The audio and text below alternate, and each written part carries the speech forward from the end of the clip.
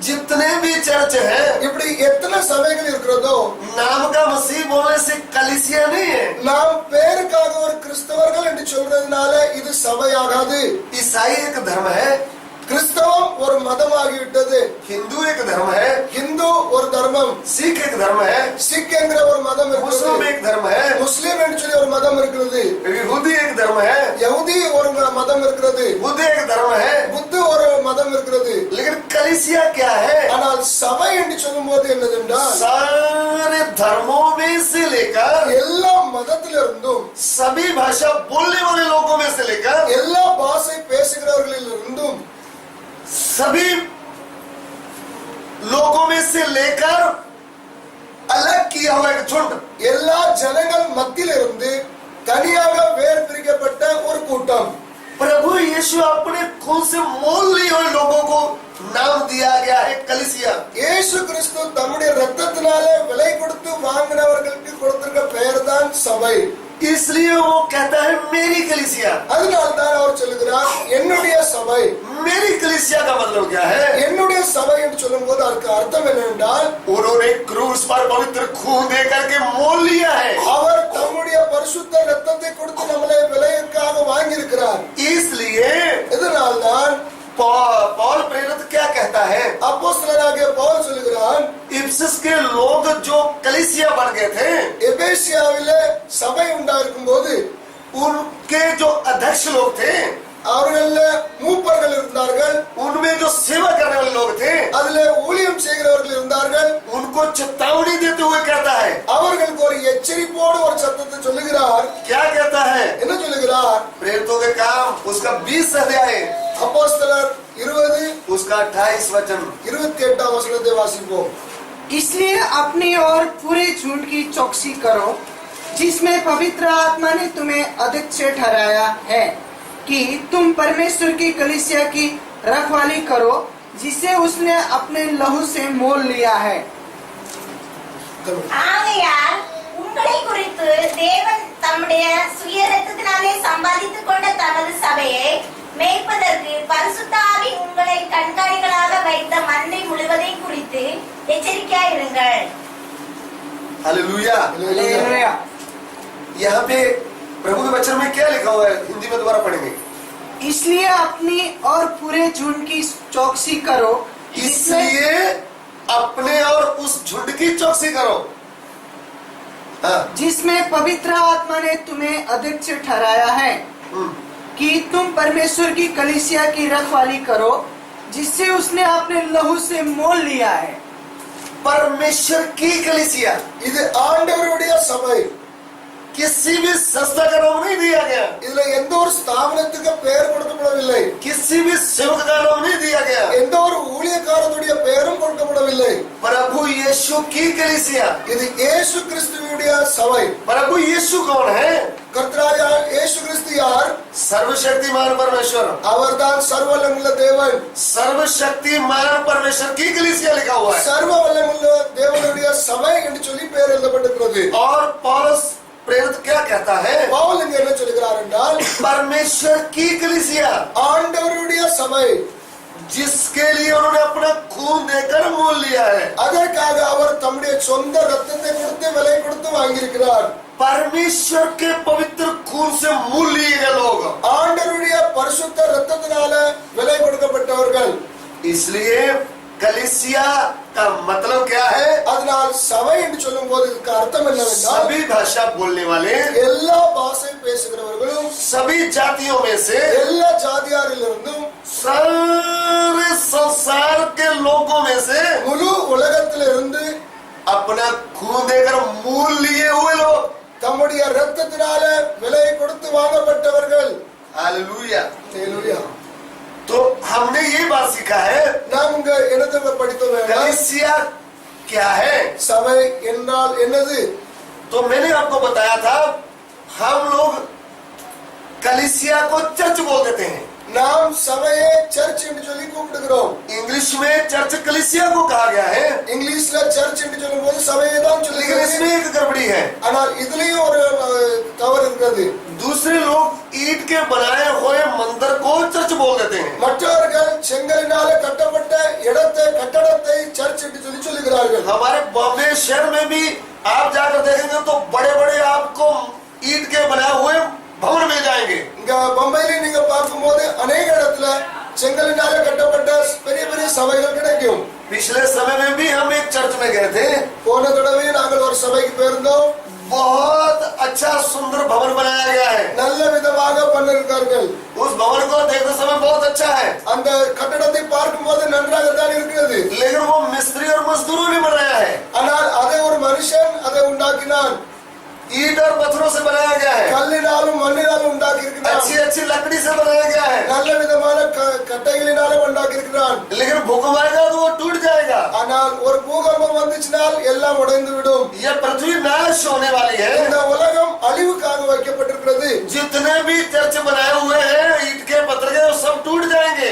எத்தனை சபைகளை கல்லினாலும் மண்ணினாலும் உண்டாக்கி இருக்கிறார்களோ இது எல்லாம் ஒரு நாள் அழிந்து விடும். इसलिए हम लोग उसको चर्च बोलते हैं. அதனால நாம் அதை சர்ச் என்று சொல்லும்போது वो चर्च नहीं है, वो प्रार्थना भवन है. அது சர்ச் கிடையாது, அது ஜெப வீடு.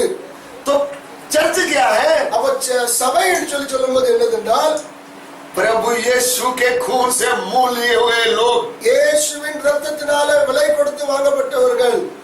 दूसरी बात क्या है? कलीसिया क्या है? இரண்டாவது பார்க்கும்போது சபை என்று சொல்லும்போது परमेश्वर के वचन से जन्म लिए हुए लोग. ஆண்டவருடைய வசனத்தினால திரும்பவும் பிறந்தவர்கள்.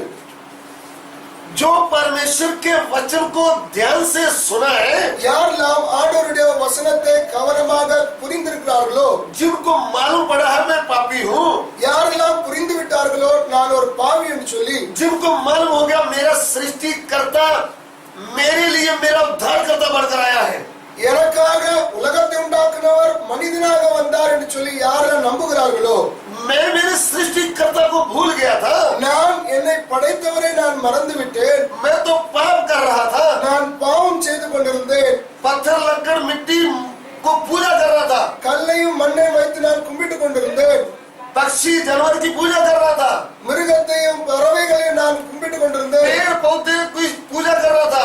மரங்களையும் கொடிகளையும் நான் கும்பிட்டு கொண்டிருந்தேன். जब परमेश्वर का पवित्र वचन मेरे पास आया, ஆனால் தேவனுடைய வார்த்தை எனக்கு என்னைக்கு கிடைத்ததோ, परमेश्वर के वचन के द्वारा मेरी बुद्धि खुल गई. ஆண்டவருடைய வசனத்தினாலே என்னுடைய கண்கள் திறக்கப்பட்டது. तब मुझे मालूम पड़ा मैं पापी हूँ. அப்போது நான் உணர்ந்தேன் நான் ஒரு பாவி. अपने सृष्टिकर्ता को छोड़कर என்னை உண்டாக்கினவரை விட்டு விட்டு पत्थर लकड़ मिट्टी सोना चांदी की जो मूर्ति का पूजा करते हैं वो प्रभु के सामने पाप है. கல்லையும் மண்ணையும் உண்டாக்கி வைத்து அதுக்கு முன்பாக தலை வணங்குறது பெரிய பாவம். झूठ बोलना पाप है, பொய் சொல்வது பாவம், चोरी करना पाप है, களவு செய்வது பாவம், व्यभिचार करना पाप है, விபச்சாரம் செய்வது பாவம், ईर्ष्या करना पाप है, பொறாமை கொள்வது பாவம், खून करना पाप है, கொலை செய்வது பாவம், लालच करना पाप है. लालच இச்சிக்கிறது ஒரு பாவம். ये सब पाप है. இதெல்லாம் பாவம் தான். ये सब पाप है. இதெல்லாம் பாவம். पाप करते हुए भी हम भक्ति करते हैं. பாவம் பண்ணும்போது நாம் தப்பு செய்கிறோம். नंगे पांव जाकर हम मंदिर में जाते हैं. திரும்ப நாம் கால்ல செருப்பு போடாம மந்திர்களுக்கு போகிறோம். केला नारियल चढ़ाते हैं. படைப்புகளை கொண்டு போகிறோம். संडे को चर्च में भी जाते हैं. ஞாயிற்றுக்கிழமை சபைக்கு வந்துடுகிறோம். गले में स्लीप भी डालते हैं. கழுத்துல ஒரு சிலுவையும் போட்டுக்கிறோம். संडे को जाते हैं. ஞாயிற்றுக்கிழமை ஆராதனைக்கும் போய் விடுவோம். कुछ दान भी डाल देते हैं. காணிக்கையும் போட்டு விடுவோம். तो अभी मन फिराया नहीं, இவ்வளவு செய்த பிறகு நாம் மனம் திரும்பவில்லையானால், पाप को छोड़ा नहीं. பாவத்தை விடவில்லையானால், जब भय आता है பயம் வரும்போது तब बाइबल निकालते हैं पेटी से. பெட்டியிலிருந்து நாம் பைபிளை கையில் எடுக்கிறோம். बाइबल पढ़ने के लिए नहीं, பைபிளை படிப்பதற்கல்ல, सिर के नीचे रख देते हैं. தலை கீழே வைக்கிறது. मैंने कितने लोगों को देखा है நான் எத்தனையோ பேரை பார்த்திருக்கிறேன். जब उनको भय आता है दुष्ट आत्मा से அவர்களுக்கு பிசாசை குறித்த ஒரு பயம் வரும்போது तो बाइबल को लेकर सिर के नीचे रखते हैं. பைபிளை எடுத்துக்கொண்டு தலைமாட்டில வைத்துக் கொள்வார்கள். ऐसा बाइबल सिर के नीचे रखने से भय नहीं हटता. பைபிளை இப்படி தலையில வைப்பதனால பயம் போகாது. नाम का तो मसीह है. நாம் பேருக்காக ஒரு बाप दादा से கிறிஸ்தவ मसीह है, நம்முடைய முன்னோர்களிலிருந்து நாம் கிறிஸ்தவர்களாகவே இருக்கிறோம். 20 साल से चर्च में जा रहा है, 20 வருஷமாக நாம் போய் கொண்டிருக்கிறோம். 20 साल से चर्च में जा रही है, 20 வருஷமாக நாம் சபைக்கு போயிட்டு இருக்கிறோம். लेकिन उद्धार हुआ ही नहीं। ஆனால் ரட்சிக்கப்படவில்லை. क्यों नहीं हुआ? ஏன் ஆகவில்லை? सत्य वचन सुना ही नहीं, சத்திய வசனத்தை நான் கேட்கவே இல்லை. कुछ नियम दिए हुए हैं, கொஞ்சம் நியமங்கள் கொடுக்கப்பட்டிருக்கிறது, उसको ही ऐसे करते रहते हैं, அதே நாம் எண்ணிக்கொண்டிருக்கிறோம். वो 10 आज्ञा को ही मानते रहते हैं, அந்த 10 கட்டளையை மாத்திரம் நாம் பிடித்துக் கொள்கிறோம். 10 आज्ञा को मानते नहीं है, पढ़ते रहते हैं 10 கட்டளையை நாம் கீழ்ப்படிவதில்லை, வெறும் வாசித்துக் और கொண்டிருக்கிறோம். रोज यही प्रार्थना करेंगे, ये हमारे पिता हमको स्वर्ग से खाना दे दे। நாம் டெய்லி நாம் ஜெபம் பண்ணிவிடுவோம். பரலோகத்தில் இருக்கிற எங்கள் பிதாவே உம்முடைய நாமம் பரிசுத்தப்படுவதாக சொல்லி நாம் ஜெபம் பண்ணி விடுவோம். 12 महीने एक ही प्रार्थना करते रहेंगे, 12 மாசமும் ஒரே ஜெபம் தான் செய்கிறோம். 1 महीने का राशन घर में है, ஒரு மாசத்துக்காக நாம வீட்டுல ரேஷன் நிறைச்சு வச்சிருக்கிறோம். हमारे रोज का रोजी हमको दे दे, यही कहते रहते हैं। நிறைச்சு வச்சு விட்டு ஆண்டவர்கிட்ட கேட்போம், ஆண்டவரே அண்டன்றுள்ள அப்பத்தை எனக்கு தாருன்னு சொல்லி நாம் சொல்லுவோம். बोले हम वही प्रार्थना करेंगे जो प्रभु ने शिष्यों को सिखाया था। நாம் சொல்வது உண்டு, இயேசு கிறிஸ்து தம்முடைய சிஷ்யர்களுக்கு கொடுத்த அதே ஜெபத்தை தான் நானும் செய்கிறேன். जब बच्चा स्कूल में जाता है तो उसको यही सिखाते हैं, பிள்ளைகள் ஸ்கூலுக்கு போகும்போதும் நாம் அதை தான் கற்றுக் கொடுக்கிறோம். लेकिन तीसरी क्लास में पढ़ने के बाद ये नहीं सिखाते, ஆனால் 3ஆம் வகுப்பு படிக்கும் போது இது சொல்லிக் கொடுக்க மாட்டார்கள். फिर उसको व्हाट योर नेम सिखाते हैं। உன்னுடைய பேர் என்ன என்று சொல்லி நாம் கற்றுக் கொடுப்போம். चेले लोग जब नए आए थे, சிஷ்யர்கள் புதுசாக வரும்போது प्रभु यीशु को बोला ऐसे प्रार्थना किया करो, இயேசு கிறிஸ்து அவர்களுக்கு சொன்னதென்னால் இப்படி ஜெபம் பண்ணுங்கள். लेकिन 3 साल 6 महीने के बाद क्या हुआ? ஆனால் 3.5 வருஷத்துக்கு பிறகு என்ன ஆகிவிட்டதுன்னா, जब वो पवित्र आत्मा से भर गए, என்றைக்கு அவர்கள் பரிசுத்தாவினால் நிறைக்கப்பட்டார்களோ, फिर उन्होंने बुद्धि की प्रार्थना किया नहीं। அவர்கள் புத்தினால செய்யக்கூடிய இந்த ஜெபத்தை செய்யாமல் आप प्रेरितों के काम से लेकर बरखास्त वाक्या तक पूरी बाइबल पढ़े, நீங்கள் அப்போஸ்தலரிலிருந்து வெளிப்படுத்தல் வரை நீங்கள் வாசித்தீர்களானால் एक बार भी ये हमारे पिता हमको रोजी दे ऐसा प्रार्थना किया नहीं उन्होंने। அதற்கு பிறகு ஒரு நாளும் பரலோகத்தில் இருக்கிற எங்கள் பிதாவேன்னு சொல்லி சொல்லுகிற ஜெபத்தை ஒரு இடத்திலும் பண்ணவில்லை. वह पवित्र आत्मा से भर गए, பரிசுத்தாவினால் நிரப்பப்பட்டார்கள். जैसे आत्मा ने कहा वो प्रार्थना करने लगे, எப்படி ஆவியானவர் அந்தந்த நேரத்தில் சொன்னாரோ அப்படி அவர்கள் ஜெபித்தார்கள். प्रभु को धन्यवाद देने लगे। ஆண்டவருக்கு நன்றி செலுத்தினார்கள். पौलुस प्रेरित क्या कहता है? பவுல் என்ன சொல்லுகிறார்? पवित्र आत्मा से भर जाओ, பரிசுத்தாவினால் நிரப்பப்படுங்கள். आत्मिक भजन ஆவிக்குரிய பாடல்களை इफिसियों की पत्री 5 का 18 पढ़ेंगे तो ये बात आपको मिलेगा। எபேசியர் 5:18 நாம் இதை வாசிக்கிறோம். पढ़िए படிங்க. इफिसियों की पत्री 5 अध्याय उसका 18 वचन। எபேசியர் 5:18 दाखरस से मत वाले न बनो, क्योंकि इससे लुचपन होता है, हाँ, पर आत्मा से परिपूर्ण होते जाओ आगे। और आपस में भजन और स्तुति गान और आत्मिक गीत गाया करो, और अपने अपने मन में प्रभु के सामने गाते और कीर्तन करते रहो, और सदा सब बातों के लिए हमारे प्रभु यीशु मसीह के नाम से परमेश्वर पिता का धन्यवाद करते रहो। ये है नए नियम के कलीसिया की प्रार्थना। இதுதான் ஆண்டவர் கொடுத்த புதிய ஏற்பாடில் உள்ள சபைக்கு கொடுக்கப்பட்ட ஜெபம். हम तमिल में भी पढ़ेंगे। தமிழில் படி. துன்மார்க்கத்திற்கு ஏதுவான மதுபான வெறி கொள்ளாமல் ஆவியினால் நிறைந்து சங்கீதங்களினாலும் கீர்த்தனையினாலும் ஞான பாட்டுகளினாலும் ஒருவருக்கொருவர் புத்தி சொல்லிக் கொண்டு உங்கள் இருதயத்தில் கர்த்தரை பாடி கீர்த்தனம் பண்ணி நம்முடைய கர்த்தராகிய இயேசு கிறிஸ்துவின் நாமத்தினாலே எப்பொழுதும் எல்லாவற்றிற்காகவும் பிதாவாகிய தேவனை ஸ்தோத்தரித்து। आमीन। यहाँ पे लिखा है இங்கே எழுதப்படுகிறது, पवित्र आत्मा में भर जाओ, பரிசுத்தாவினால் நிரப்பப்பட்டு स्तुति गान गाए, சங்கீதம் பாடி भजन गाए கீர்த்தனங்கள் பாடி और कीर्तन करें ஆவிக்குரிய கீர்த்தனங்களை பாடி और पिता परमेश्वर को धन्यवाद करें। நாம் நம்முடைய கர்த்தரை நன்றி செலுத்துவோம். इसलिए அதனால்தான் हम जब प्रभु के वचनों को अच्छी तरह सीखेंगे, நாம் என்றைக்கு ஆண்டவருடைய வசனத்தை நன்றாக கற்றுக்கொள்கிறோமோ, सबसे पहले हमको मालूम होगा मैं पापी हूँ। முதலாவது நமக்கு உணர முடியும், நான் ஒரு பாவி. आप कौन सी भी संस्था में चर्च में जाते हैं, நீங்க எந்த சபைக்கு போனாலும் சரி, आपको ये बात मालूम होना है, मुझे मन फिराना जरूरी है। நீங்கள் இதை ஞாபகம் வைத்துக் கொள்ளுங்கள், நீங்கள் மனம் திரும்பியே ஆக வேண்டும். मुझे पाप को छोड़ने का है। நீங்கள் பாவத்தை விட்டே ஆக வேண்டும். पाप को छोड़ने के बाद यीशु को उद्धारकर्ता ग्रहण करने का है। பாவத்தை விட்ட பிறகு இயேசு கிறிஸ்து தான் இரட்சகர் என்று சொல்லி ஏற்றுக்கொள்ள வேண்டும். फिर पानी में जाकर पिता पुत्र पवित्र आत्मा के नाम में बपतिस्मा लेने का है। அதற்கு பிறகு பிதா குமாரன் பரிசுத்தாவின் நாமத்தினாலே ஞானஸ்நானம் எடுக்க வேண்டும். प्रभु का वचन क्या कहता है? ஆண்டவருடைய வசனம் என்ன சொல்கிறது? जो विश्वास करे और बपतिस्मा ले उसी का उद्धार होगा। யாரெல்லாம் விசுவாசித்து ஞானஸ்நானம் எடுக்கிறார்களோ அவர்கள் தான் ரட்சிக்கப்படுவார்கள். जब तक हम वचन के अनुसार नहीं चलेंगे तो हमारा उद्धार हो नहीं सकता। நாம் வசனத்தின்படி நடக்காவிட்டால் நமக்கு ரட்சிப்பு உண்டாகாது. इसलिए मैंने कहा है, அதனால்தான் நாம் வாசித்தோம், आप गांव में चर्च में जाएं या शहर में जाएं, நீங்கள் ஊர்ல இருக்கிற சபைக்கு போனாலும் சரி, சிட்டில இருக்கிற சபைக்கு போனாலும் சரி, आपको सत्य वचन सुनने का है, நீங்கள் சத்தியத்தை கேட்டாக வேண்டும். पापों से मन फिराने का है, பாவத்திலிருந்து மனம் திரும்ப வேண்டும். यीशु मसीह को उद्धारकर्ता करके ग्रहण करने का है। இயேசு கிறிஸ்துவை இரட்சகராக ஏற்றுக்கொள்ள வேண்டும். फिर पानी में जाकर திரும்ப தண்ணில போய் पिता पुत्र पवित्र आत्मा के नाम में बपतिस्मा लेने का है। பிதா குமாரன் பரிசுத்தாவினாலே மூழ்கி ஞானஸ்நானம் எடுக்க வேண்டும். तो ही आप प्रभु यीशु की कलीसिया बन पाएंगे। அப்போதான் நீங்கள் ஆண்டவருடைய சபையாக மாற முடியும். नहीं तो आप अपनी संस्था के मेंबर बने रहेंगे। இல்லனா உங்களுக்கு நீங்க ஒரு சன்ஸ்தாக மெம்பரா இருப்பீர்கள். गुजरात में जब आप प्रभु की सेवा करते हैं, குஜராத்ல ஆண்டவருடைய ஊழியம் செய்யும்போது वहाँ के मसीह लोगों का क्या प्रश्न है? அங்க கிறிஸ்தவர்களுடைய என்ன பிரச்சனைன்னு சொன்னா, वो कहते हैं आपके पास चर्च है। அவர்கள் என்ன கேள்வி கேட்பார்கள் சொன்னா, உங்களிடத்துல சபை இருக்கிறதா? चर्च किसको बोलते हैं? சபை எது சொல்லுகிறார்கள்? ईंट के बनाए मंदिर को। செங்கலினால கட்டப்பட்ட கட்டடத்தை. पहला प्रश्न। முதலாவது கேள்வி. दूसरा प्रश्न, आपके पास कब्रिस्तान है? இரண்டாவது கேள்வி, உங்களிடத்துல கல்லறைக்குழி இருக்கிறதா? आत्मा नरक में जाए उसकी कोई चिंता नहीं।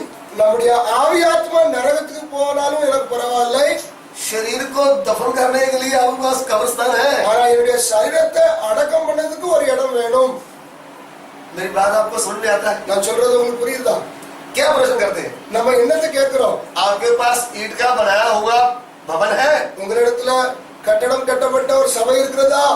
मैंने आपको बताया था चर्च का मतलब ईंट का बनाया हुआ भवन नहीं है। நான் உங்கள்கிட்ட சொன்னேன், சர்ச் என்று சபைன்னு சொல்லும்போது செங்கல்னால கட்டப்பட்ட சபை கிடையாது. लेकिन मसीह लोगों के दिमाग में चर्च क्या है? ஆனா கிறிஸ்தவர்களுடைய மனசுல என்னது சபைன்னு சொன்னால், ईंट का बनाया हुआ बड़ा भवन है, उसको बोलते हैं हमारा बड़ा चर्च आकर देखो। செங்கல்னால கட்டப்பட்ட சபை பார்த்து சொல்லுகிறார்கள், வந்து பாருங்கள் எங்களுடைய சபை எவ்வளவு பெருசா இருக்குதுன்னு சொல்லி. वो हमारे चर्च में आकर बहुत साज देखो आकर बजाने वाले।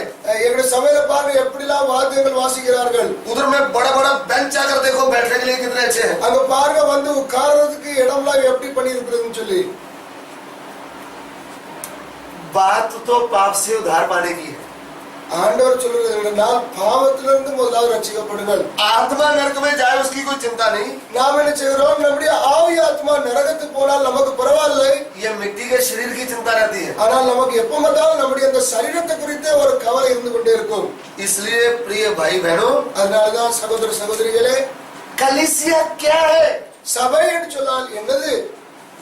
प्रभु यीशु मसीह के वचन से जन्म पाए लोग। இயேசு கிறிஸ்துவுடைய வசனத்தினால திரும்பவும் மறுபடியும் பிறந்தவர்கள். वचन से जन्म कैसे होता है? வசனத்தினால புதிதாக நாம் எப்படி ஜெனிப்பிக்கப்பட முடியும்? यूहन्ना सुसमाचार யோவான் எழுதின சுவிசேஷம் उसका 1 अध्याय 1ஆம் அதிகாரம் उसका 12 और 13 वचन 12 13 वचनத்தை வாசிப்போம். बारी बारी में। परंतु जितनों ने उसे ग्रहण किया, उसने उन्हें परमेश्वर की संतान होने का अधिकार दिया, अर्थात उससे जो उस नाम पर विश्वास रखते हैं, वे न तो लहू से, न शरीर की इच्छा से, न मनुष्य की इच्छा से, परंतु परमेश्वर से उत्पन्न हुए हैं। அவருடைய நாமத்தின் மேல் விசுவாசம் உள்ளவர்களாய் அவரை ஏற்றுக்கொண்டவர்கள் எத்தனை பேர்களோ அத்தனை பேர்களும் தேவனுடைய பிள்ளைகளாகும்படி அவர்களுக்கு அதிகாரம் கொடுத்தார். அவர்கள் இரத்தத்தினாலாவது மாம்ச சித்தத்தினாலாவது புருஷனுடைய சித்தத்தினாலாவது பிறவாமல் தேவனாலே பிறந்தவர்கள். हिंदी में, परंतु जितनों ने उसे ग्रहण किया परंतु जितनों ने उसे ग्रहण किया। उसने எத்தனை பேர்கள் அவர்களை ஏற்றுக்கொண்டார்களோ, किसको ग्रहण किया? யாரை ஏற்றுக்கொண்டார்கள்? आदि वचन को, ஆதியில இருந்த வார்த்தையை, आदि में वचन था, ஆதியிலே வார்த்தை இருந்தது, वचन परमेश्वर के साथ था, வார்த்தை தேவனோடு கூட இருந்தது, वचन ही परमेश्वर था, வார்த்தையே தேவனாக இருந்தது. वचन से ही सब कुछ बनाया गया। இதே வார்த்தையினால்தான் எல்லாம் உண்டாக்கப்பட்டது. फिर वचन देहधारी हुआ, அதே வார்த்தை மாம்சமானது, प्रभु यीशु बन के प्रकट हुआ। கர்த்தராக இயேசு கிறிஸ்து என்கிற பெயரிலே வந்தது. प्रभु यीशु क्रिश्चियनों का गुरु नहीं है, இயேசு கிறிஸ்து கிறிஸ்தவர்களுடைய குருவானவர் அல்ல. प्रभु यीशु अंग्रेजों का गुरु नहीं है, இயேசு கிறிஸ்து இங்கிலீஷ்காரருக்கு கூடிய கடவுள் கிடையாது. कितने लोगों के दिमाग में ये बात घुसा हुआ है। எத்தனை பேருடைய மனசுல இந்த வார்த்தைகள் பதிஞ்சு கொண்டிருக்கிறது. हमारे हिंदुस्तान में अलग अलग शहरों में நம்முடைய இந்துஸ்தான்ல வெவ்வேறு சிட்டில பார்க்கும்போது लोग कहते हैं ये तो विदेशी धर्म है, ஜனங்கள் சொல்கிறார் இது வெளிநாட்டு கடவுள் அல்லவா, जीसस क्राइस्ट तो अंग्रेजों का गॉड है। இயேசு கிறிஸ்து இங்கிலீஷ்காரனுடைய கடவுள் அல்ல. यीशु मसीह अंग्रेजों का गुरु नहीं है, இயேசு கிறிஸ்து இங்கிலீஷ்காரனுடைய கடவுள் அல்ல. यीशु मसीह ईसाइयों का गुरु नहीं है। இயேசு கிறிஸ்து கிறிஸ்தவர்களுக்கு மாத்திரம் ஆண்டவர் அல்ல. यीशु मसीह कौन है? இயேசு கிறிஸ்து யாரு? सर्वशक्तिमान परमेश्वर। அவர்தான் சர்வவல்லமையுள்ள தேவன். वो किसका परमेश्वर है? அவர் யாருடைய கர்த்தரா இருக்கிறார்? वो आपका परमेश्वर है, मेरा परमेश्वर है। அவர் உங்களுடைய ஆண்டவராக இருக்கிறார், எங்களுடைய ஆண்டவராக இருக்கிறார். वो पूरे हिंदुस्तान का परमेश्वर है, முழு இந்துஸ்தானுக்கும் அவர்தான் ஆண்டவர். वो पूरे संसार का परमेश्वर है। முழு உலகத்துக்கும் அவர்தான் ஆண்டவர். आकाश और पृथ्वी का अधिकार पाया हुआ है। வானத்துக்கும் பூமிக்கும் சகல அதிகாரத்தையும் பெற்றவர். ये बड़ा भेद है। இது ஒரு பெரிய மறைபொருள். ये भेद को कितने लोगों ने समझा नहीं। இந்த மறைபொருளை அநேகர் புரிந்து கொள்ளவில்லை. जब सर्वशक्तिमान परमेश्वर मनुष्य बनकर आया था, சர்வ வல்லமையுள்ள தேவன் மனிதனாக வரும்போதும் கூட उस समय भी लोग समझा नहीं उसको। அந்த நேரத்திலும் ஜனங்கள் அவரை புரிந்து கொள்ளவில்லை. जिनके बीच में जन्म लिया वो भी लोग उसको पहचाना नहीं। யார் மத்தியிலே அவர் பிறந்தாரோ அந்த ஜனங்கள் கூட அவரை புரிந்து கொள்ளவில்லை. यहूदी लोगों का मसीह बनकर आया था, वो भी उनको पहचाना नहीं। யகூதியர்களுக்காக பிறந்து வந்தார், அவர்கள் கூட அவர்களை புரிந்து கொள்ளவில்லை. दुनिया के लोग सभी लोग उसको पहचाना नहीं। உலகத்தார் அவரை புரிந்து கொள்ளவில்லை. उस समय भी लोग क्या कहते थे? அந்த நேரத்தில் ஜனங்கள் என்ன சொன்னார்கள்? इसने ऐसे क्यों बोल दिया है? இவர் இப்படி என்ன சொல்லிவிட்டார்? एक बार क्या हुआ था, ஒரு நேரம் என்ன ஆயிடுச்சுன்னா, प्रभु यीशु एक घर में बैठा हुआ था। இயேசு கிறிஸ்து ஒரு வீட்டிலே உட்கார்ந்திருந்தார். इतने लोग आए, वो घर भर गया। ஜனங்கள் நிறைய வந்து விட்டார்கள், வீடு நிரம்பி விட்டது. लोग एक लकवे के मारे हुए मनुष्य को लेकर आए। ஜனங்கள் ஒரு பக்கவாதம் உள்ள ஒரு மனிதரை கொண்டு வந்தார்கள். वो चारपाई में पड़ा हुआ था, उसको चारपाई उठा कर ले आए। அவன் கட்டிலே படுத்திருந்தான், கட்டிலோடு கூட அவனை கொண்டு வந்தார்கள். तो आगे क्या देखा? जगह ही नहीं है। முன்ன பார்த்தார்கள், கொஞ்சம் கூட இடம் இல்லை. उस समय के लिए उन्होंने छत को उधेड़ा, அந்த நேரத்துக்காக கூரை பிரித்து விட்டு छत खोलकर वो चारपाई में जो इंसान पड़ा था उसको यीशु के सामने रख दिया। அந்த மனிதரை அவனுடைய படுக்கையோடு கூட இயேசு கிறிஸ்துக்கு முன்னாக வைத்து விட்டார்கள். प्रभु यीशु उनको क्या कहा? இயேசு கிறிஸ்து அவனை பார்த்து என்ன சொன்னார்? हे पुत्र, तुम्हारे पाप क्षमा हुए। மகனே, உன்னுடைய பாவம் மன்னிக்கப்பட்டது. ये बात बोलते ही लोग घूर घूर के देखने लगे। இந்த வார்த்தை சொன்ன உடனே ஜனங்கள் விசித்திரமாக பார்க்க ஆரம்பித்தார்கள். बोले ये बात आपको नहीं कहना चाहिए। இந்த வார்த்தை நீர் சொல்ல உமக்கு தகுதி கிடையாது. परमेश्वर के बिना कोई पाप माफ कर सकता नहीं। ஆண்டவரை தவிர வேற யாரும் பாவத்தை மன்னிக்க முடியாது. लोग ये नहीं जानते थे कि ये जो मनुष्य बनकर आया है ये सर्वशक्तिमान परमेश्वर है। ஜனங்கள் இதை புரியவில்லை, இவர் மனிதனாக வந்திருக்கிற இவரே தான் ஆண்டவர் என்று சொல்லி. सर्वशक्तिमान परमेश्वर मनुष्य बनकर के आया है, ये बड़ा भेद है। சர்வவல்லமையுள்ள தேவன் மனிதனாக வந்தார் என்கிற ஒரு மறைபொருளை புரியாதிருந்தார்கள். उस समय भी लोग मालूम नहीं पड़ा लोगों को। அந்த நேரத்திலும் ஜனங்களுக்கு தெரியாமல் இருந்தது. फिर प्रभु यीशु के दिल की बात जानते हुए कहा, ஆண்டவர் அவர்களுடைய இருதயத்தை ஆராய்கிற கர்த்தர் பார்த்து சொன்னார், क्या ये कहना आसान है? இதை சொல்லுவது லேசா? तुम्हारे पाप क्षमा हुए। உன்னுடைய பாவம் மன்னிக்கப்பட்டது। और ये कहना उठ, இல்லனா எந்திரி, अपना खाट उठाकर चल। உன்னுடைய படுக்கை எடுத்துக்கொண்டு நடன்னு சொல்றது। उसने कहा मैं तुमको कहता हूँ, அவர் சொன்னார் நான் உனக்கு கட்டளை तुम्हारे எடுக்கிறேன், पाप क्षमा हुए, உன்னுடைய பாவம் மன்னிக்கப்பட்டது, अपना खाट उठाकर चल। உன்னுடைய படுக்கை எடுத்துக்கொண்டு நீ நட। उसी समय वो लकवे जब हमारा उठकर खड़ा हो गया, அதே நிமிஷத்திலே அந்த வியாதிப்பட்டவன் எந்திரிச்சு நின்றான்। वो खाट उठाकर चलने लगा। அவன் தன்னுடைய படுக்கை எடுத்துக்கொண்டு நடக்க ஆரம்பித்தான்। तब लोगों को मालूम पड़ा அப்போதான் ஜனங்களுக்கு புரிய முடிந்தது, इसके पाप क्षमा हुए हैं तो उठकर खड़ा हुआ है। இவனுடைய பாவம் மன்னிக்கப்பட்டதினாலதான் இவன் நிற்க முடியும்। प्रिय भाई बहन, சகோதர சகோதரிகளே, यीशु प्रभु कौन है? இயேசு கிறிஸ்து யார்? क्रिश्चियनों का देवता नहीं, இது கிறிஸ்தவர்களுடைய தெய்வம் அல்ல, सर्वशक्तिमान परमेश्वर அவர் சர்வவல்லமுள்ள தேவன்। मनुष्य के रूप में आया। மனிதனாக இறங்கி வந்தார்। क्यों मनुष्य के रूप में आया? ஏன் மனிதனாக வந்தார்? वो पहले मनुष्य ने पाप कर दिया, முதல் மனிதன் பாவம் செய்ததினாலே वो शैतान का गुलाम बन गया, அவன் பிசாசுக்கு அவன் கீழ்ப்படிந்திருந்ததினாலே, पाप का गुलाम बन गया, பாவத்துக்கு அடிமைத்தனத்துல போனதினாலே, मृत्यु का गुलाम बन गया। மரணத்தின் அடிமைத்தனத்துல போனதினாலே शैतान से, पाप से, मृत्यु से कोई छुड़ाने वाला नहीं था। பிசாசிலிருந்து, பாவத்திலிருந்து, மரணத்திலிருந்து விடுவிக்கிறதுக்கு யாரும் இல்லாது இருந்தார்கள்। इसलिए सर्वशक्तिमान परमेश्वर அதனால்தான் சர்வவல்லமுள்ள தேவன் मनुष्य बन करके மனிதனாக மாறி हम पापियों को उद्धार करने आया। நாம் பாவிகளுக்காக இறங்கி வந்தார்। इसलिए இதற்காக தான் आकाश के नीचे, வானத்தின் கீழே, पृथ्वी के ऊपर பூமியின் மேலே और कोई नाम नहीं दिया गया, வேறொரு நாமம் கொடுக்கப்படவில்லை, एक ही नाम दिया गया है। ஒரே நாமம் தான் கொடுக்கப்பட்டிருக்கிறது। वो कौन सा नाम है? என்ன பெயர் என்றால் प्रभु यीशु का नाम। பிரபு இயேசு கிறிஸ்து என்கிற பெயர்। उस नाम को ग्रहण करते समय, இந்த பெயரை யாரெல்லாம் ஏற்றுக்கொள்கிறார்களோ, हृदय से विश्वास करते समय இருதயத்திலிருந்து விசுவாசிக்கும் போது पापियों का उद्धार होता है। பாவிகளுக்கு ஒரு பாவ மன்னிப்பு கிடைக்கிறது। जो अपने हृदय से ये मान लेते हैं, யாரெல்லாம் தன்னுடைய இருதயத்திலிருந்து இதை ஏற்றுக்கொள்கிறார்களோ, प्रभु यीशु मेरा सृष्टि करता है, இயேசு கிறிஸ்து தான் என்னை படைத்தவர், वो मेरा बनाने वाला परमेश्वर है, என்னை படைத்தவர் அவர்தான், वो मेरे पापों के लिए मेरा उद्धार करता बन कराया है। அவர் என்னுடைய பாவத்துக்காக ரட்சிக்கும்படியாக இறங்கி வந்தார்। मैं आगे से पाप नहीं करूंगी, நான் இனி பாவம் செய்ய மாட்டேன், मैं आगे से पाप नहीं करूंगा। நான் இனி பாவம் செய்ய மாட்டேன்। आज से मेरी इच्छा नहीं, என்னிலிருந்து என்னுடைய சித்தம் அல்ல, प्रभु की इच्छा मेरे जीवन में पूरी होगी। ஆண்டவருடைய சித்தம் என்னுடைய வாழ்க்கையில நிறைவேறும்।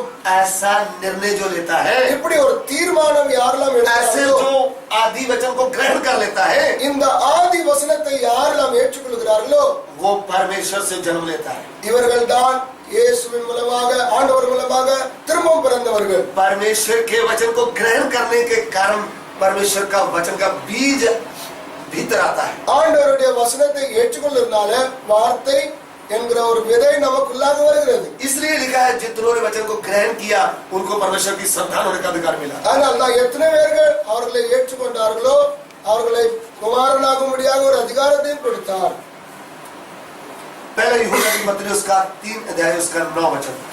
जो कोई परमेश्वर से जन्मा है वह पाप नहीं करता, क्योंकि उसका बीज उसमें बना रहता है, वह पाप कर ही नहीं सकता, क्योंकि परमेश्वर से जन्मा है।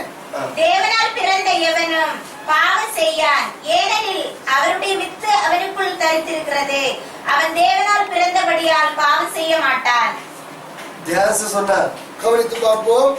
जो परमेश्वर से जन्मा है யாரெல்லாம் ஆண்டவர்னால பிறந்திருக்கிறார்களோ वो दोबारा पाप नहीं करता। அவர்கள் திரும்பவும் பாவம் செய்ய மாட்டார்கள்। परमेश्वर का पवित्र बीज उसकी आत्मा में आ जाता है, ஆண்டவருடைய பரிசுத்த வித்து அவனுக்குள்ளாக வந்து விடுகிறது। उसके अंदर एक नया मनुष्य पैदा हो जाता है। அவனுக்குள்ளாக ஒரு புதிய மனிதன் பிறக்கிறான்।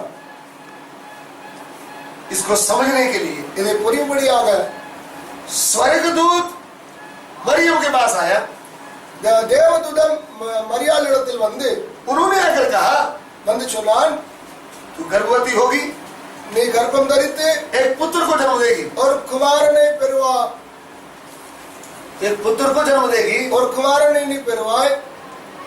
लेकिन वो बोलती कैसे हो सकता है, அவள் கேட்கிறாள், இது எப்படி ஆகும்? मैंने पुरुष को जाना ही नहीं। நான் எந்த புருஷனும் அறியேனே। स्वर्गदूत क्या कहता है, தேவதூதன் என்ன சொன்னார்? सर्वशक्तिमान परमेश्वर का पवित्र आत्मा तुम पर उतरेगा। சர்வவல்லமையுள்ள தேவனுடைய பரிசுத்த ஆவியானவர் உன்மேல் இறங்கி வருவார். पवित्र आत्मा के द्वारा तू गर्भवती होने जा रही है। பரிசுத்த ஆவியினாலே நீர் கர்ப்பவதி ஆவாய். परमेश्वर की ओर से जो तुम्हारे गर्भ में आ रहा है वो पुत्र बनकर प्रकट होगा। ஆண்டவர் மூலமாக அவருடைய கர்ப்பத்திலே வருகிறவர் ஆண்டவருடைய குமாரன் என்னப்படுவார் என்று சொல்லி சொன்னார். वो पूरी बातें जब स्वर्गदूतों को बताया, இந்த காரியத்தை குறித்து தேவதூதன் அவர்களிடத்தில் சொல்லும்போது उन्होंने सीधे मन से उसको ग्रहण किया। மரியாள் அவர் அந்த வார்த்தைகளை ஏற்றுக்கொண்டாள். वो क्या कहती है? அவள் என்ன சொல்லுகிறார்? मैं परमेश्वर की दासी हूँ। நான் ஆண்டவருடைய தாசி. मेरे परमेश्वर का जो वचन मेरे लिए है, என்னுடைய ஆண்டவருடைய வார்த்தை எனக்காக என்னது கொடுக்கப்பட்டிருக்கிறதோ मैं उसको पूरा करूंगी। நான் அதை நிறைவேற்றக்கு ஒப்பு கொடுப்பேன். कुछ भी हो जाए, என்ன ஆனாலும் சரி, लोग मुझे बुरा बोले, ஜனங்கள் என்னை என்ன சொன்னாலும் சரி, मेरे लोग मेरी निंदा करें, என்னுடைய ஜனங்கள் என்னை குறித்து என்ன சொன்னாலும் சரி, मुझे मार डाले या जीवित रखें, என்னை உயிரோடு வைத்தாலும் சரி, என்னை கொன்னாலும் சரி, मेरे प्रभु की इच्छा मैं पूरी करूंगी। என் ஆண்டவருடைய சித்தத்தை நான் நிறைவேற்றுவேன். इस्राएल में एक कुंवारी ने गर्भवती होगी तो क्या था उधर? இஸ்ரவேலிலே ஒரு கன்னிகை கர்ப்பம் தரித்தால் என்ன ஆகும்? पत्थर मार मार के उसको मारने का। கல்லெறிந்து கொல்லப்படுவாள்.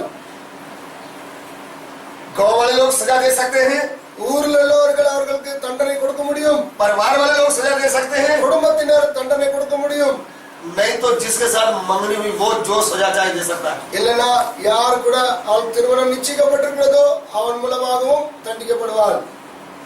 मरियम ने इस बातों की परवाह न करते हुए, மரியாள் இந்த வார்த்தை குறித்து ஏதும் கவலைப்படாமல், लड़की लोग ये सोचते हैं अच्छे मनुष्य से सगाई हो गया है, பிள்ளைகள் என்ன விரும்புவார்கள் சொன்னால் நல்ல ஒரு மனிதன் இடத்துல நமக்கு நிச்சயதார்த்தம் முடிந்துனா, सगाई टूट गया तो कोई फिर शादी नहीं करेगा। திரும்ப இந்த நிச்சயதார்த்தம் உடைந்து விட்டுனா நமக்கு திரும்ப கல்யாணம் ஆகாது. मरियम ने शादी की परवाह नहीं किया। ஆனால் மரியாள் கல்யாணத்துக்காக எந்த கவலையும் படவில்லை. मेरे परमेश्वर की इच्छा पूरी हो जाए, என் ஆண்டவருடைய சித்தம் நிறைவேறினால் जो कुछ भी होने दो, என்ன ஆனாலும் சரி நான் ஏற்றுக்கொள்வேன். उन्होंने हृदय से प्रभु को आदर दिया। தன்னுடைய முழு இருதயத்தோடு ஆண்டவருக்கு இடம் கொடுத்தால், स्वर्गदूत के दिया प्रभु के वचन को ग्रहण किया। தேவதூதர்களாலே கொடுக்கப்பட்ட வார்த்தையை ஏற்றுக்கொண்டால், जब उन्होंने वचन को ग्रहण कर लिया, எப்போ அவர் ஆண்டவருடைய வார்த்தையை ஏற்றுக்கொண்டாலோ तब यीशु उनके गर्भ में आया। அதே நிமிடத்திலே இயேசு கிறிஸ்து அவருடைய கர்ப்பத்திலே கர்ப்பம் தரித்தார். मरियम के गर्भ में यीशु आया, மரியாளுடைய கர்ப்பத்திலே இயேசு கிறிஸ்து வந்தார். यीशु बनकर प्रकट हुआ। இயேசு என்ற பெயரில் வெளிப்பட்டார். आप और मैं जब वचन को ग्रहण करते हैं, நீங்களும் நானும் ஆண்டவருடைய வசனத்தை ஏற்றுக்கொள்ளும் போது आपकी और मेरी आत्मा में यीशु आता है। நம்முடைய ஆவியிலே இயேசு கிறிஸ்து பிறக்கிறார். इसलिए पौलुस कहता है जब तक मसीह का रूप ना बन जाए, அதனால்தான் பவுல் சொல்கிறார், எப்ப வரைக்கும் இயேசு கிறிஸ்துடைய சாயல் உங்களிலே வெளிப்படாதோ तब तक मुझे पीड़ा रहती है। அது தட்டியும் நான் கர்ப்ப வேதனைப்படுகிறேன். परमेश्वर के वचन के को ग्रहण करने वाले भाई बहन के भीतर ஆண்டவருடைய வசனத்தை ஏற்றுக்கொள்கிற சகோதர சகோதரிகள் மத்தியிலே परमेश्वर का बीज जो आता है ஆண்டவருடைய வார்த்தை வித்தின் விதமாக எப்படி வருகிறதோ वो मसीह का रूप है। இது ஆண்டவருடைய சாயல். इसलिए जो परमेश्वर से जन्मा है அதனால யாரெல்லாம் இயேசு மூலமாக பிறந்திருக்கிறார்களோ वो पाप नहीं करता। அவர்கள் பாவம் செய்ய முடியாது. परमेश्वर का बीज उसके भीतर रहता है। ஆண்டவருடைய வார்த்தையினும் விதை அவர்களுக்குள்ளாக இருக்கிறது. परमेश्वर के बीज से जन्म पाए लोग हैं प्रभु की कलीसिया। ஆண்டவருடைய வார்த்தையினால பிறந்தவர்கள் தான் ஆண்டவருடைய சபை. परमेश्वर के वचन का बीज भीतर आ गया तो ஆண்டவருடைய வித்து நமக்குள்ளாக வரும்போது जीवन परिवर्तन होता है। வாழ்க்கை மாறிவிடும். वचन के अनुसार चलने के लिए तैयार होते हैं। வசனத்தினால் நடக்கும்படியாக நாம் ஆயத்தமாகிறோம். दुख आए, भूख आए, கஷ்டம் வந்தாலும் சரி, பசி வந்தாலும் சரி, निंदा आए, कुछ भी आए, அவமானம் வந்தாலும் சரி, எது வந்தாலும் சரி, हम प्रभु की इच्छा को पूरा करेंगे। நாம் ஆண்டவருடைய சித்தத்தையே நிறைவேற்றுவோம். जो वचन के द्वारा जन्म पाए लोग हैं யாரெல்லாம் ஆண்டவருடைய வசனத்தினால பிறந்திருக்கிறார்களோ उनके लिए प्रभु का वचन क्या कहता है? அவர்களுக்காக ஆண்டவருடைய வார்த்தை என்ன சொல்லுகிறது என்றால், मत्ती सुसमाचार 5 अध्याय उसका 11-12 वचन। மத்தேயு 5:11-12 வாசிப்போம். तब आनंदित और मग्न होना, क्योंकि तुम्हारे लिए स्वर्ग में बड़ा फल है, इसलिए कि उन्होंने उस 11 वचन और 11 से। धन्य हो तुम जब मनुष्य मेरे कारण तुम्हारी निंदा करे और सताए और झूठ बोल बोलकर तुम्हारे विरोध में सब प्रकार की बुरी बातें कहे, तब आनंदित और मग्न होना, क्योंकि तुम्हारे लिए स्वर्ग में बड़ा फल है। इसलिए उन्होंने उन भविष्यवक्ताओं को जो तुमसे पहले थे इसी रीति से सताया था। என் நிமித்தம் உங்களை நிந்தித்து துன்பப்படுத்தி பலவித தீமையான மொழிகளை உங்கள் பேரில் பொய்யாய் சொல்வார்களானால் பாக்கியவான்களாய் இருப்பீர்கள். சந்தோஷப்பட்டு களி கூறுங்கள், பரலோகத்தில் உங்கள் பலன் நீதியாய் இருக்கும். உங்களுக்கு முன்னிருந்த தீர்க்கதரிசிகளையும் அப்படியே துன்பப்படுத்தினார்களே. ध्यान से सुने, கவனமாக கேட்போம். कलीसिया कौन है जो परमेश्वर के वचन से जन्म पाया? சபையின் சொல்லி சொன்னால் யாரும் சொல்லும்போது ஆண்டவருடைய வசனத்தினாலே பிறந்தவர்கள், परमेश्वर से जन्म व्यक्ति, ஆண்டவரினாலே பிறந்தவர்கள். उसकी लोग निंदा करते हैं, அப்படிப்பட்டவர்களை ஜனங்கள் நிந்திப்பார்கள். उसको सताव आता है, அவர்களுக்கு கஷ்டங்கள் வரும். उसके ऊपर झूठे इल्जाम लग जाते हैं, பொய்யா சாட்சிகளை சொல்லுவார்கள். उसके घर के लोग ही उसके बैरी हो जाते हैं। அவருடைய குடும்பத்தினரே அவர்களுக்கு விரோதியாக மாறி விடுவார்கள். क्यों? ஏன்? वो परमेश्वर का चुना हुआ व्यक्ति है, அவன் ஆண்டவராலே தெரிந்து கொள்ளப்பட்டவன். वो परमेश्वर की इच्छा पूरी करने आया है। அவன் ஆண்டவருடைய சித்தத்தை நிறைவேற்றும்படியாக ஆயத்தப்பட்டவன்.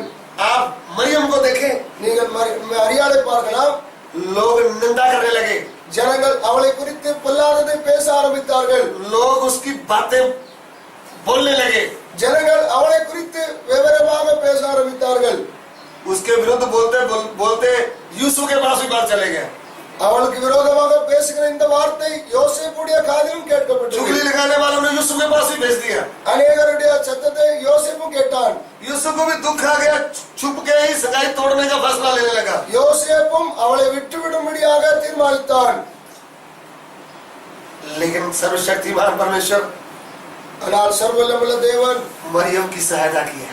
மரியாளுக்கு ஒத்தாசை செய்தார். परमेश्वर के वचन का बीज तुम्हारे भीतर आया है तो ஆண்டவருடைய வசனம் என்கிற வித்து உங்களுக்குள்ள இருந்தால், निंदा हो, तूफान हो, दुख हो, बीमारी हो, நிந்தை, அவமானம், வியாதி எது இருந்தாலும் சரி, तुम्हारे परमेश्वर तुम्हारे साथ खड़ा है। உங்களுடைய ஆண்டவர் உங்களோடு கூட இருக்கிறார். तुम्हारे घर के लोग विरोध हो जाए, உங்களுடைய வீட்டார் உங்களுக்கு விரோதமாக तुम्हारे வரும்போது, जाति के लोग विरोध हो जाए, உங்களுடைய ஜாதியார் உங்களுக்கு விரோதமாக வந்தாலும், तुम्हारे गांव के लोग विरोध हो जाए, உங்களுடைய ஊர்ல இருக்கிற ஜனங்களுக்கு விரோதமாக तुम्हारी வந்தாலும், संस्था के लोग विरोध हो जाए, உங்களோடு கூட இருக்கிறவர்கள் உங்களுக்கு விரோதமாக வந்தாலும், तो भी तुमको याद रहना है परमेश्वर मेरे साथ खड़ा है, நீங்கள் ஞாபகம் வைத்துக் கொள்ளுங்கள், ஆண்டவர் நம்மளோடு கூட இருக்கிறார். क्योंकि उसका वचन का बीज मेरे भीतर है। ஏனென்றால் அவருடைய வார்த்தை என்னும் வித்து நமக்குள்ளாக இருக்கிறது. वो कभी छोड़ने वाला नहीं है, அவர் ஒருபோது நம்மளை விடமாட்டார். वो आपकी सहायता करने वाला है। அவர் நம்மளுக்கு உதவி செய்வார். इसलिए सत्य वचन को जब हम जानेंगे, அதனால்தான் சத்திய வசனத்தை என்னைக்கு நாம் கீழ்ப்படுகிறோமோ, सत्य वचन को जब ग्रहण करेंगे, சத்திய வசனத்தை நாம் என்னைக்கு ஏற்றுக்கொள்கிறோமோ, हम परमेश्वर से जन्म पाएंगे, நாம் ஆண்டவர்னால பிறந்தவர்கள், हम परमेश्वर का घराना बन जाएंगे, ஆண்டவருடைய வீட்டாரில் ஒருவராக இருக்கிறோம், परमेश्वर के घर में जन्म लिए हुए लोग बन जाएंगे, ஆண்டவருடைய வீட்டிலே பிறந்தவர்களாக மாறுகிறோம், परमेश्वर की संतान बन जाएंगे। ஆண்டவருடைய பிள்ளைகளாக மாறுகிறோம். कलीसिया कौन है? சபை என்று சொல்லும்போது என்னதென்றால் परमेश्वर से जन्म पाए हुए लोग। ஆண்டவரால பிறந்தவர்கள். इसलिए कहता है तुम लहू और मांस से नहीं, அதனாலதான் எழுதப்பட்டிருக்கிறது, நீங்கள் ரத்தத்தினாலும் மாம்சத்தினாலும் அல்ல, पुरुष की इच्छा से नहीं, மாம்ச புருஷனுடைய சித்தத்தின்படி அல்ல, परमेश्वर से जन्म पाया है। ஆண்டவரிலிருந்து நீங்கள் பிறந்தவர்கள். कलीसिया कौन है? சபை என்று சொல்லும்போது என்ன என்றால், जो परमेश्वर से जन्म पाया है। யாரெல்லாம் ஆண்டவர்னால பிறந்திருக்கிறார்களோ. हालेलुया।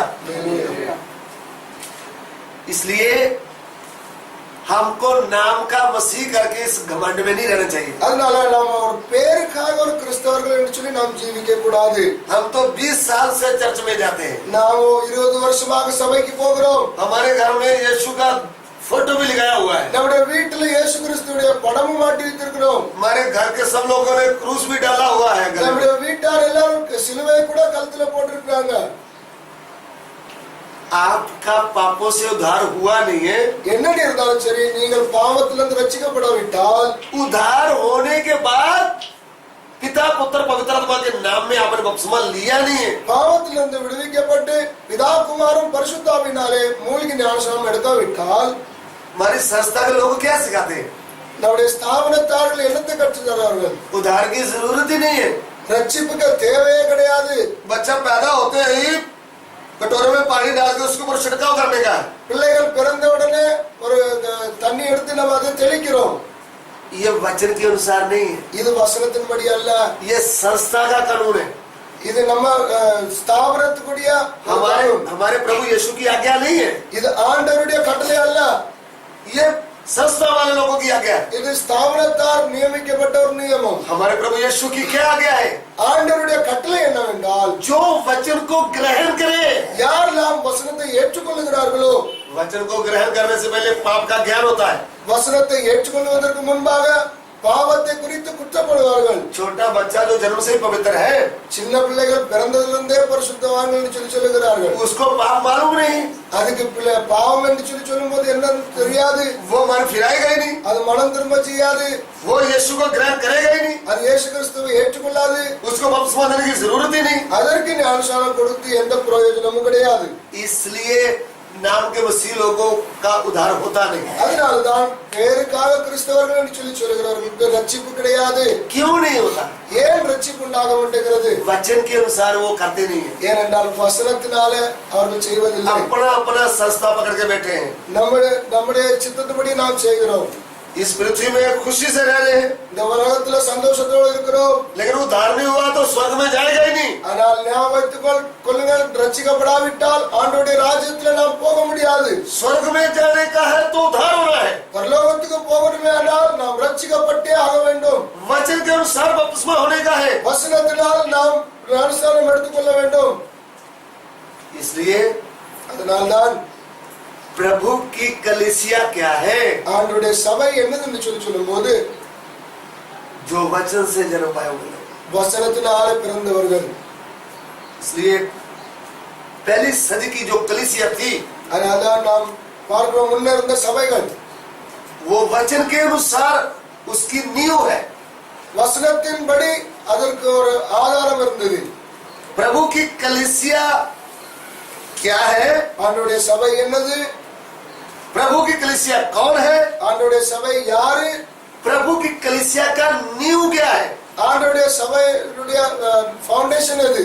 उनकी बुनियाद की उपदेश क्या है? அதுக்கு ஃபவுண்டேஷன் உபதேசம் என்னது? हम उसके ऊपर ध्यान करने जा रहे हैं। நாம் அதை குறித்து நாம் பார்க்க போகிறோம். मैंने आपको बताया நான் உங்களுக்கு சொன்னேன், कलीसिया का जब जन्म हुआ, சபை எப்போ பிறந்தது என்று சொல்லி उस समय पवित्र आत्मा से भरकर प्रेरित पत्रस ने प्रचार किया। அப்பொழுது அப்போஸ்தலனாகிய பேதுரு பரிசுத்தாவினால் நிரப்பப்பட்டு பிரசங்கித்தான். उस समय हम कलीसिया के उपदेश का नींव देख सकते हैं। அந்த நேரத்துல சபையுடைய ஃபவுண்டேஷன் காரியங்களை நாம் பார்க்க முடியும். आइए हम प्रभु के वचन से देखेंगे। நாம் வசனத்தினால் நாம் பார்ப்போம். प्रेरितों के काम அப்போஸ்தலர் उसका 2 अध्याय, 2 அதிகாரம் उसका 37-38 वचन। 37-38 वाचिपों।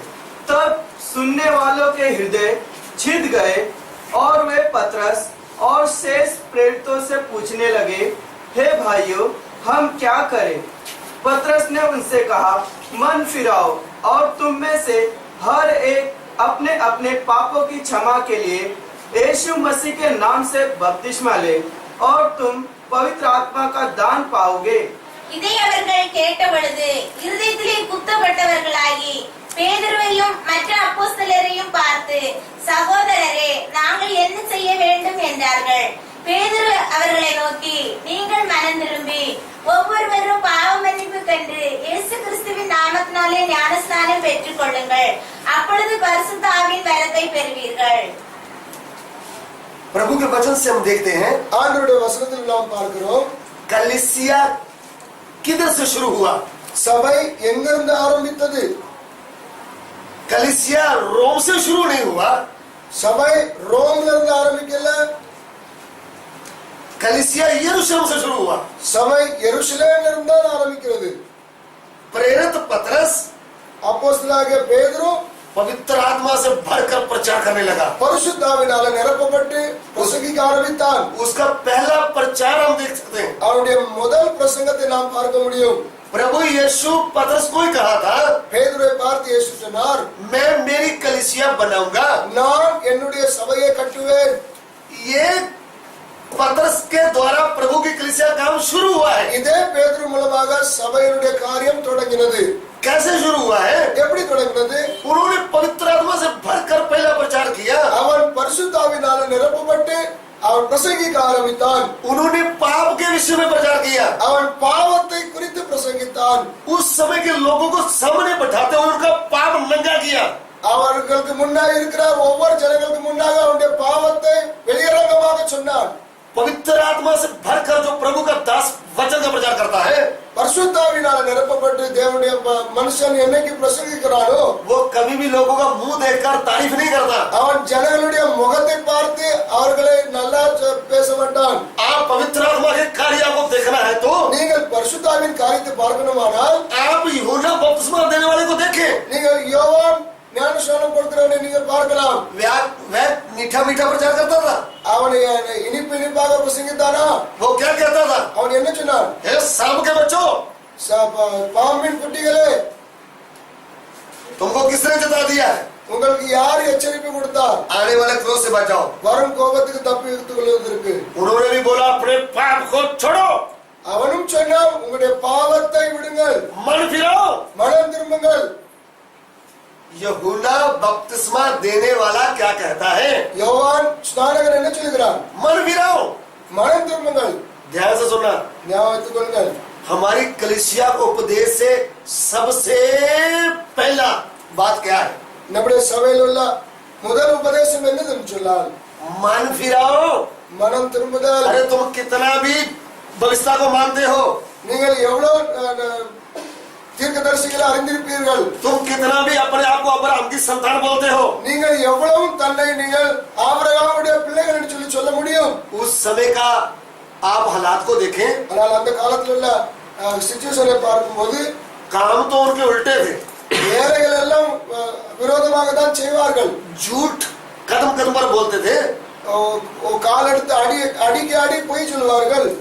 प्रभु यीशु को उल्टी सीधी बातें बोलते थे। இயேசு கிறிஸ்துவுக்கு விரோதமாக பேசினார்கள். फिर भी झूठे घमंड से आपको मालूम हम कौन है? அதற்கு பிறகு சொல்லுகிறார்கள், உங்களுக்கு தெரியுமா நான் யார் என்று சொல்லி. हम अब्राहम की संतान हैं। நாங்கள் ஆபிரகாமுடைய பிள்ளைகள். किसको बोल रहे हैं? யாரை சொல்லுகிறார்கள்? प्रभु यीशु को। இயேசு கிறிஸ்துவை பார்த்து சொல்லுகிறார்கள். दिलों और गुर्दों को जांचने वाले को क्या बोलते हैं? இருதயத்தை ஆராய்ந்து அறிகிறவர் இடத்தில் என்ன சொல்லுகிறார்கள்? जिनके सामने इनके पाप की तस्वीर है। யார் அவருக்கு முன்பாக இவர்களுடைய பாவத்துடைய எல்லா காரியம் தெரிகிறது. जो इनके जीवन को जानता है, அவர் அவருடைய இருதயத்தை ஆராய்ந்து அறிகிறார். उसको घमंड से क्या बोलते हैं? அவரை பார்த்து என்ன சொல்லுகிறார்கள்? हम अब तो अब्राहम की संतान हैं। நாங்கள் யார் தெரியுமா? ஆபிரகாமினுடைய பிள்ளைகள். हम किसी से गुलाम नहीं है। நாங்கள் யாருக்கும் அடிமை கிடையாது. वही घमंडी लोगों को पतरस प्रेरित क्या बोलता है? அதே ஜனங்களை பார்த்து பேதுரு என்ன சொல்லுகிறார்? जब उन्होंने पाप का प्रचार किया, அவன் பாவத்தை குறித்து பிரசங்கித்துக் கொண்டிருக்கும் போது उन्होंने सीधा बोला तुम लोगों ने उद्धारकर्ता को क्रूस पर चढ़ाया है। அவன் சொன்னான், நீங்கள் தான் இரட்சகராக இயேசு கிறிஸ்துவை சிலுவையிலே ஏற்றினீர்கள். जो तुम्हारा मसीह बन के आया था, அவர் உங்களை விடுவிக்கும்படியாக வந்தார். जो तुमको छुड़ाने के लिए आया था, உங்களை அவர் விடுவிக்கும்படியாக வந்தார். तुमने उनको पहचाना नहीं। நீங்களே அவர்களை புரியவில்லை. तुमने परमेश्वर के मसीह को क्रूस पर चढ़ा दिया। நீங்கள் ஆண்டவராகிய கிறிஸ்துவை சிலுவையிலே ஏற்றினீர்கள். उनका पाप उनके सामने नंगा किया। அவருடைய பாவத்தை வெளியரங்கமாக சொன்னான். फिर उनकी बुद्धि खुल गई। அவருடைய கண்கள் திறக்கப்பட்டது. फिर क्या पूछने लगे? அவர்கள் என்ன கேட்டார்கள்? ए भाइयों, சகோதரரே, हम करें क्या? நாங்கள் என்ன செய்வது? तब वो क्या कहता है? அப்போது என்ன சொல்லுகிறான்? तुम सबसे पहले मन फिराने का, முதலாவது நீங்கள் மனம் திரும்புங்கள். तुम अपने आप को पापी मानने का है। நீங்கள் உன்னை பாவி என்று சொல்லி முதலாவது உணர்ந்து கொள்ளுங்கள். अब्राहम की संतान का घमंड छोड़ने का है। ஆபிரகாமுடைய சந்ததி என்கிற ஒரு பெருமையை விட்டு விடுங்கள். मन फिराने का है। மனம் திரும்புங்கள். कुछ लोग बोलते हैं ये जो मन फिराने वाली नई मिशन आई है। சிலர் சொல்லுகிறார்கள் இந்த மனம் திரும்புதலை சொல்லுகிற ये नई संस्था आ गई है, இது ஒரு புதிய ஸ்தாபனம். ये नई संस्था नहीं है, இது புது ஸ்தாபனம் அல்ல, ये तो पुराने वाली है। இது முதல்ல இருந்தே இருக்கிறது. आप इसको जानते ही नहीं थे। இதை நீங்கள் அறியாது இருந்தீர்கள். पतरस प्रेरित से पहले அப்போஸ்தலர் பேதுருக்கு முன்பாக यीशु मसीह ने भी ये प्रचार किया है। இயேசு கிறிஸ்துவும் இதே வார்த்தை சொன்னார். मत्ती सुसमाचार 4:17। மத்தேயு 4:17 வாசிப்போம். उस समय से यीशु ने प्रचार करना और यह कहना आरंभ किया, मन फिराओ क्योंकि स्वर्ग का राज निकट आया है। அது முதல் இயேசு மனம் திரும்புங்கள், பரலோக ராஜ்யம் சமீபித்திருக்கிறது என்று பிரசங்கிக்க தொடங்கினார். यीशु मसीह के पहले परमेश्वर की ओर से भेजा यूहन्ना क्या कहता है? मत्ती सुसमाचार उसका 3:1 पढ़े। மத்தேயு 3:1 வாசிப்போம். அதுல இயேசு கிறிஸ்துவுக்கு முன்பாக அனுப்பப்பட்ட யோவான் என்ன சொல்கிறார்? उन दिनों में यूहन्ना बपतिस्मा देने वाला आकर यहूदियों के जंगल में यह प्रचार करने लगा, मन फिराओ क्योंकि स्वर्ग का राज निकट आया है। அந்நாட்களில் யோவான் ஸ்நானன் யூதேயாவின் வனாந்தரத்தில் வந்து மனம் திரும்புங்கள், பரலோக ராஜ்யம் சமீபித்திருக்கிறது என்று பிரசங்கம் பண்ணினான். ध्यान से सुनना, கவனிப்போம்.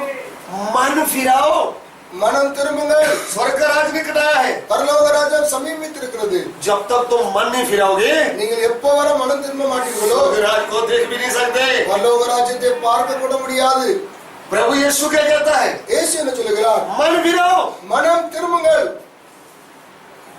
कलीसिया का उपदेश, नियो का जो बुनियाद का उपदेश है, சபைக்குடைய மூல உபதேசத்துல என்ன சொல்லி இருக்குதுன்னா, उसमें पहली बात क्या है? அதுல கொடுக்கப்பட்டிருக்கிற முதல் காரியம் मन फिराना, மனம் திரும்புவது, अपने आप को पापी मानना, தன்னை பாவி என்று சொல்லி உணர்வது, पाप से पछताना, பாவத்திலிருந்து மனம் திரும்புறது, यीशु मसीह को अपना उद्धारकर्ता ग्रहण करना, இயேசு கிறிஸ்துவை இரட்சகராக ஏற்றுக்கொள்வது, उसके ऊपर विश्वास करना, वही सृष्टिकर्ता परमेश्वर है। அவர் மேல விசுவாசம் வைப்பது என்னவென்றால் அவரே என்னை உண்டாக்கினவர் என்று சொல்லி. तो सबसे पहली बात क्या है? முதலாவது என்னதுன்னு சொன்னால் मन फिराना। மனம் திரும்புதல். प्रेरितों का काम 3 अध्याय, அப்போஸ்தலர் 3 उसका 19 वचन। 19 வசனத்தை வாசிப்போம். इसलिए मन फिराओ और लौट आओ कि तुम्हारे पाप मिटाए जाए, जिससे प्रभु के सम्मुख से विश्राम दिन आए। तमिल में भी प्रेरितों 3:19। ஆனபடினாலே கர்த்தருடைய சன்னிதானத்தில் இருந்து இளைப்பாறுதலின் காலங்கள் வரும்படிக்கு முன்னே குறிக்கப்பட்ட இயேசு கிறிஸ்துவை அவர் உங்களிடத்தில் அனுப்பும்படிக்கு. यहाँ पे लिखा मन फिराओ இங்க எழுதப்பட்டிருக்கிறது மனம் திரும்புங்கள் और लौट आओ। திரும்பி வாருங்கள். पाप को छोड़ना है, பாவத்தை விடணும், पाप से पछताना है பாவத்தை விட்டு விட்டு और प्रभु के पीछे सीधे मन से आने का। இயேசு கிறிஸ்துவுக்கு பின்னாக நல் மனதோடு வர வேண்டும். मन फिराओ, மனம் திரும்புதல், लौट आओ, திரும்பி வாருங்கள், तुम्हारे पाप किए जाएंगे, பாவத்தை விட்டு விடுங்கள், क्षमा किए जाएंगे।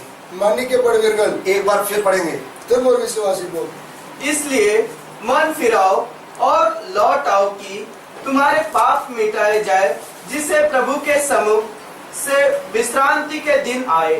तमिल में भी உங்கள் பாவங்கள் நிவர்த்தி செய்யப்படும் பொருட்டு நீங்கள் மனம் திரும்பி குணப்படுங்கள்.